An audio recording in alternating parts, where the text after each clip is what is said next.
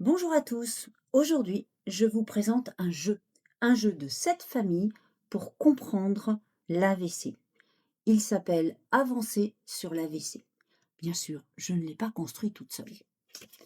Je l'ai construit avec un certain nombre de partenaires comme le SSR d'Évian de la MGEN ou toute l'équipe multidisciplinaire qui s'occupe des personnes qui ont eu un AVC m'a aidé. La structure Game Shifters et l'accompagnement de Séverine qui, elle, m'a structuré et normalisé la présentation du jeu. Inclusence avec Clarisse qui a dessiné grâce à l'aide de l'IA l'intégralité des petits ronds que vous allez voir sur les cartes. France AVC 74 où nous avons pu, avec les adhérents, jouer pour tester le jeu. Et enfin, l'avancée qui est la structure qui porte ce jeu. Alors, pour vous parler de ce jeu, d'abord vous présenter les cartes. Dans son aspect ludique, le jeu a pour vocation d'encourager la discussion et la sensibilisation autour de l'AVC. Il permet d'intégrer des notions essentielles en favorisant l'interaction et l'apprentissage collaboratif.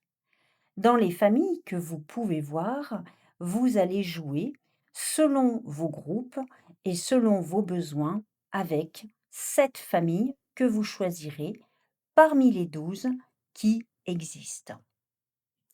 En effet, selon la catégorie de jeu que vous aurez envie d'utiliser, si vous êtes un soignant qui, à l'issue d'un certain nombre d'ateliers thérapeutiques, veut vérifier que les patients ont bien intégré ce qui a été dit et présenté pendant les ateliers, il choisira les 7 familles qui concernent les ateliers qui ont été présentés.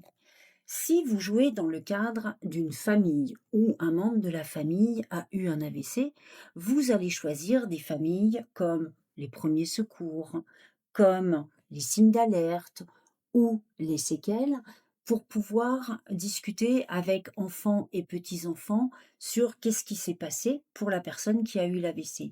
Enfin, quand vous êtes en sensibilisation, vous pourrez choisir les droits et démarches, vous pourrez choisir toujours les premiers secours, mais aussi le diagnostic, afin d'expliquer à des gens qui n'ont pas encore été confrontés à l'AVC comment on peut repérer ces premiers signes. Il faut savoir que, comme on le dit souvent, plus on agit vite, plus on a de chances de sauver quelqu'un de l'AVC.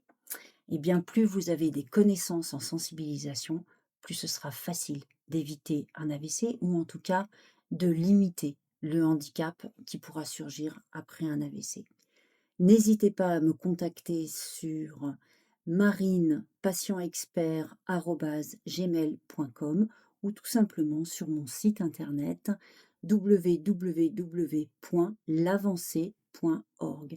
L'avancée, L'avancee. À bientôt!